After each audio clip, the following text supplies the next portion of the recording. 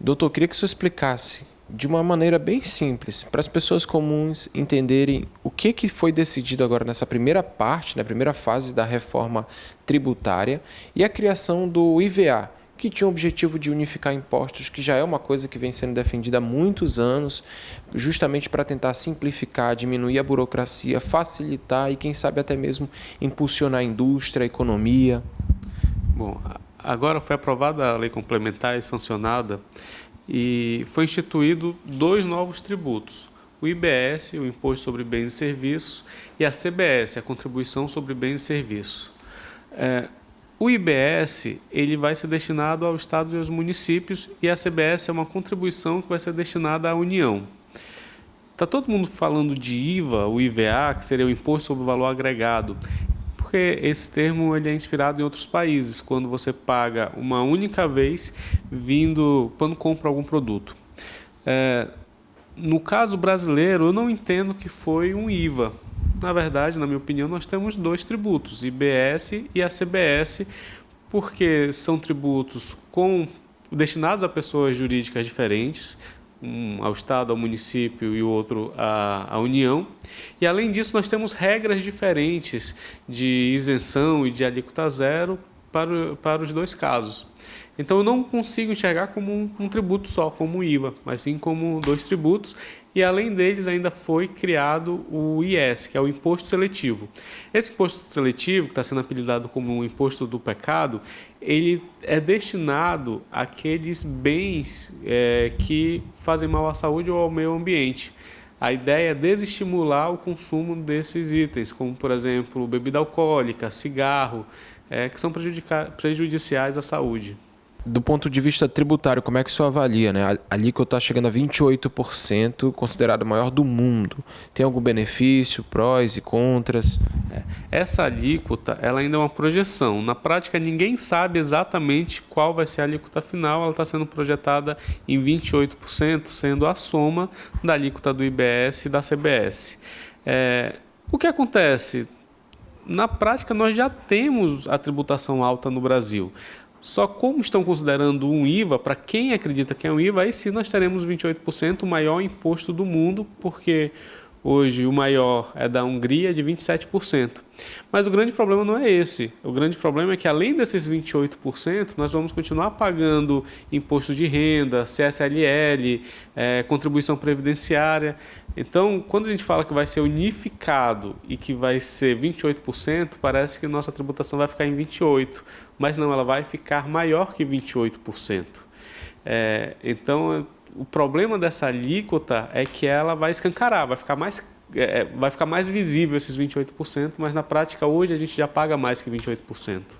E na prática, para a pessoa comum, o que isso vai mudar na vida dela e como isso pode afetar a indústria, né? Nós estamos aqui diante do Polo Industrial de Manaus. Quais são os efeitos que o senhor pode adiantar para a gente, possíveis efeitos, o impacto na indústria? Eu não estou dizendo que vai aumentar ou não, porque na prática, se vai aumentar ou não, depende do setor específico, do bem específico. Por exemplo, prestação de serviço, nós vamos ter um aumento. Quando terminar a transição da reforma tributária lá em 2033, ISS, PIS e COFINS vão deixar de existir e a gente vai ter IBS e CBS, com uma alíquota que está sendo estimada em 28%. No comércio, vai ficar mais ou menos parecido. A alíquota base do ICMS é 20%. Então, em algumas situações, vai igualar. E para a indústria, pode até reduzir, no caso do ICMS de 35%, você reduzir a alíquota para 28%, já incluindo PIS e COFINS, vai ter uma redução.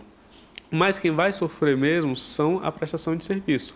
E para nós, consumidores, hoje em dia, a nossa economia é muito voltada para a prestação de serviço. O camarada, por exemplo, que é MEI, um prestador de serviço, como o senhor citou, um mecânico, é alguém que vem fazer algum reparo numa casa, alguma coisa assim, ele também vai ser afetado?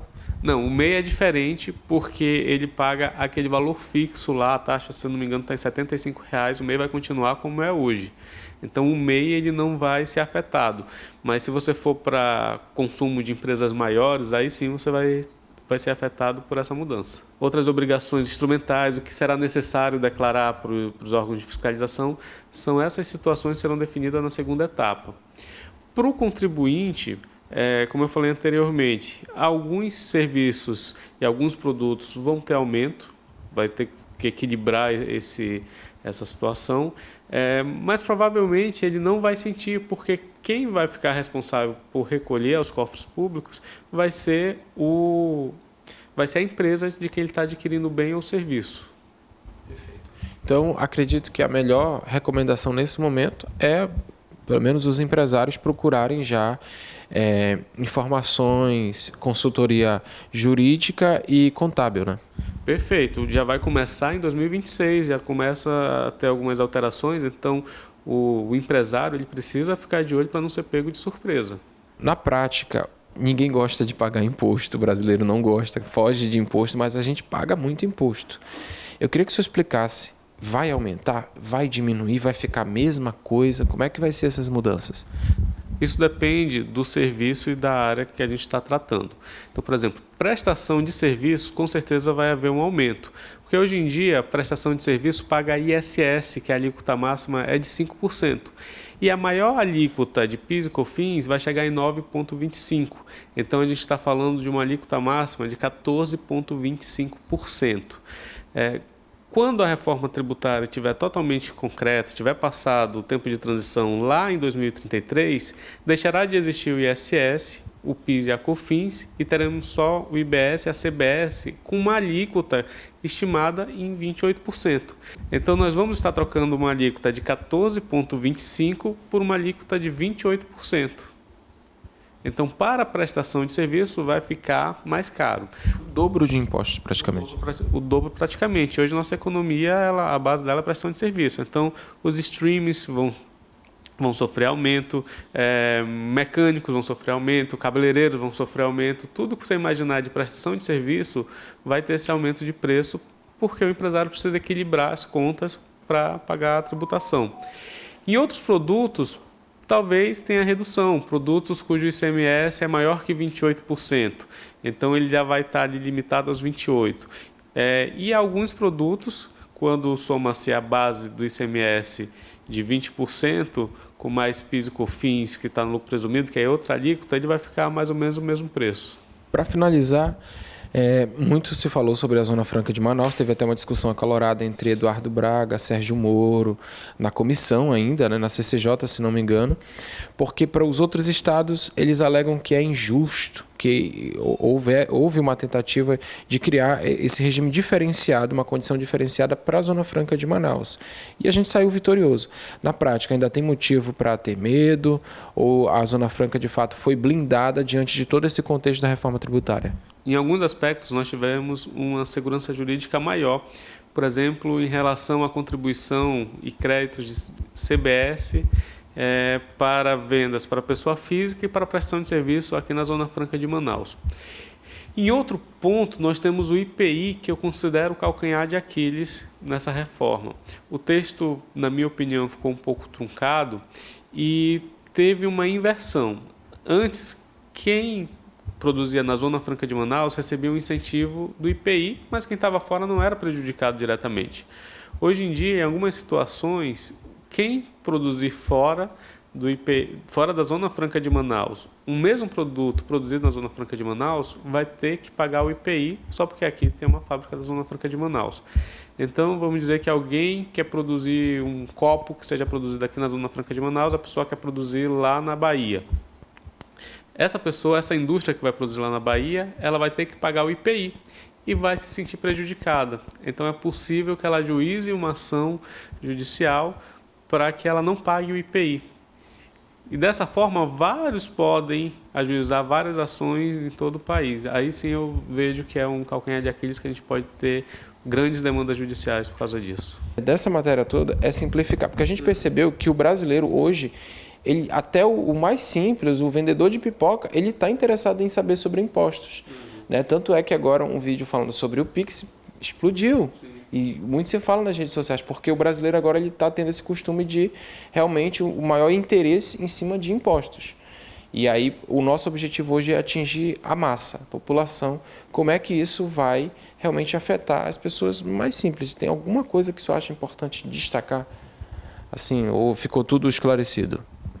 Acho que para as pessoas mais simples, uma questão que ficou aprovada na reforma tributária foi a questão da cesta básica. Aquelas pessoas que, que são mais simples, que são cadastradas no CAD único, são consideradas pobres, elas vão comprar a cesta básica, vai ter o pagamento dos tributos sobre aquela cesta básica, e elas vão ter direito a receber aquele tributo de volta em forma de dinheiro, chamado cashback.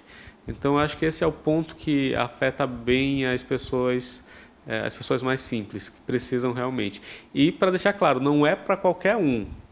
E você não vai receber o valor da cesta básica de volta, você vai receber o valor dos tributos do IBS da CBS que incidiram na compra daqueles itens destinados na cesta básica. Já ficou definido como é que vai ser esse cashback ou ainda vai ser regulamentado? Ainda vai ser regulamentado, também é algo que provavelmente vai vir na segunda etapa da regulamentação. Tem uma previsão de quando vai terminar tudo? Não tem, porque vai depender da discussão do Congresso Nacional. E aí a gente não tem como dar prazo. Mas o fato é, a reforma tributária ela está prevista para iniciar para valer em 2026. Então eu acredito que até dezembro tenha essa aprovação. Para finalizar, então, a segunda fase agora vai tratar mais da regulamentação ou ainda vai unificar outros impostos que não entraram na primeira? Não.